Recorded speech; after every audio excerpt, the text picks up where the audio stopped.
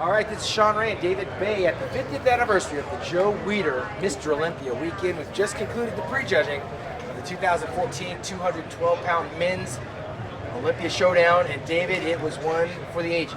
Yeah, we knew the lineup was going to be really tough going into this competition. The guys didn't disappoint. Everybody brought really good conditioning, some interesting call-outs as we saw, but definitely a good show top to bottom. The first call-out, the biggest surprise to me, David Henry, last year's runner-up, not in the first call-out. You guys saw Jose Raymond, saw Flex Lewis, we saw Aaron Clark, Tada, and Eduardo Correa, whose conditioning was absolutely incredible. Maybe the best that we've seen all weekend out of any competitor. And you knew Eduardo was going to bring that back. Well, one thing we didn't get surprised about, and that was the fact that James Flex Lewis is operating on a whole other level when it comes down to the comparisons. Yeah, he came out, and I think, we talked about this with Phil. I think for Flex Lewis, he might be just a hair, just a hair off his best. But he's so good that even being a few percentage points off, he's still going to walk away with the win. Now, he did get pushed. Eduardo Correa looked really good. His conditioning was good. Props to Jose Raymond. They brought those three guys back out, Eduardo, Jose, and Flex. And Jose was definitely in the mix for a top three. We know he's top three now after the way the call-outs went. But Jose really brought it. He was really, really full. Looked a lot like he did in New Zealand earlier this year, as opposed to the way we saw him at the Arnold when he came out a little flat. He tried to come a little streamlined for the Arnold. And when you talk about Jose Raymond's physique, streamlined isn't the word you use. He's a little freaky dude. He went back to what works for him, and it really showed. What was very interesting is James Flex Lewis was posing.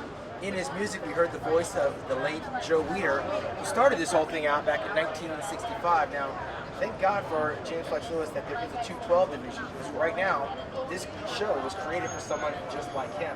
I wouldn't be so surprised that if he was in the Open Mr. Olympia, that we wouldn't be talking about him amongst the top 10 there.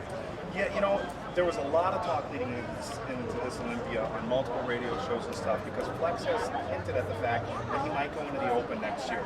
Now, I think we're going to see him in the top 10 if he goes into the Open, but I think it's going to be a lot like Elite Priest, where he's always dancing on that 6th, 7th place spot. He's just not going to be big enough to roll with a Kai Green or Phil Heath or Shawn Roden. If you took Flex Lewis and stretched his physique out to a 5'10" frame, it might be lights out for everybody else. But he's at where he's at. It'll be an interesting move. You got to consider right now he is the best in the world from a contractual standpoint, business standpoint. He's top dog. When he moves into the Open, he's going to be slipping. His physique's not going to change. Other than he's going to be a bigger guy. But again, he's not going to be the best in the world. So, for as much as we like to see people max out their potential and see just how far they can take their physiques, from a business standpoint, I would say, and it's not like he's got to listen to me, but I would say staying the king of the 212 is probably the best move for Flex Lewis. Well, there's no doubt that he's going to be the king, as far as I'm concerned, as of tonight. This looks like a slam dunk with him. Yeah, maybe a couple of percentages off, but again, we have till tonight where he can actually tighten up if he needed to. But he's not really being pushed by anybody. This is a contest for 2nd, 3rd, and 4th place. A very interesting one at that, because Eduardo Correa, for all of his strengths, there's also a little bit of weaknesses in his armor. One of the notable guys that was off, I thought, Mark Dugdale, the legs were a little bit soft. The back, the hamstrings just weren't there by comparison to the front runners. David Henry, as good as he is, the legs just aren't there. He's two different bodybuilders. Upper body, world class. The lower body, it's almost down to an amateur status. The hamstrings are gone, the sweeps aren't there, condition is there, but he's not the complete bodybuilder that he was when he first won the 202 division. Yeah, there was definitely some surprises. I thought David would be a little higher, but the top 5 guys were really good. It was nice to see rookie Aaron Clark get called out in that top 5. He wasn't in the top 3 mix, but for him to be in the first call out and then again in the second call out for his rookie showing, that was really good. Charles Dixon, the tank. He's working with a short frame, but he's got a ton of muscle. He's not missing any body parts. I'm not quite sure he was as sharp as he was in Chicago earlier this year when he won and got his Olympia qualification, but he still looked really good. I thought Kaiser Stunino was overlooked a little bit. His rear double bicep was lights out. He came in really good condition. He's fuller than we've seen him in the past, and I thought he'd get a little bit better look being that second call out. He slipped down a little bit, so you could tell he was disappointed. Same with Sammy. I really like Sammy's physique. He's got those full round muscle bellies. His legs are just a little bit smaller than his upper body, and I think that's pretty good. And it's splitting hairs at the end of the day. They are being compared to one of the best 212-pound bodybuilders to ever grace the stage in the form of James Flex Lewis. That being said, we had some other bit of business going on. We saw a new champion come in and win the women's physique division in its 2nd year in the form of Juliana Malacarne.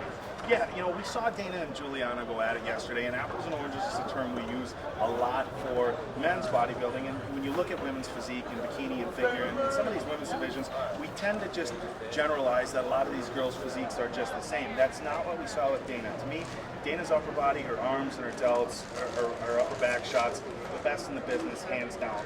But it's a full physique competition. Dana's quads, because he used a little bit more sweep.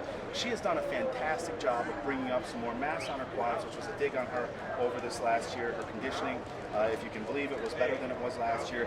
But Juliana was a bit too much. You know, the knock on Juliana last year, when she got 7th place, was that she was too muscular.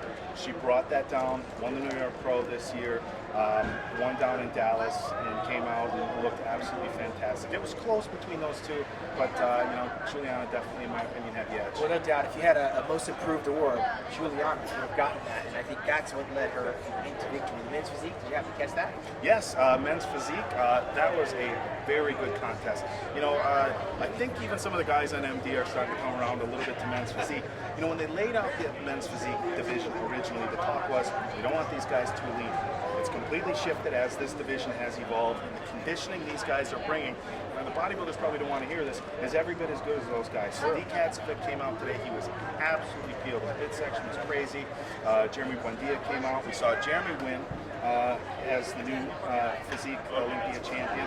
It was a really good top 5. You had Matt Acton, you had Steve Cook. One person we didn't have in there was last year's champion, Mark Anthony. Yeah, it's really rare.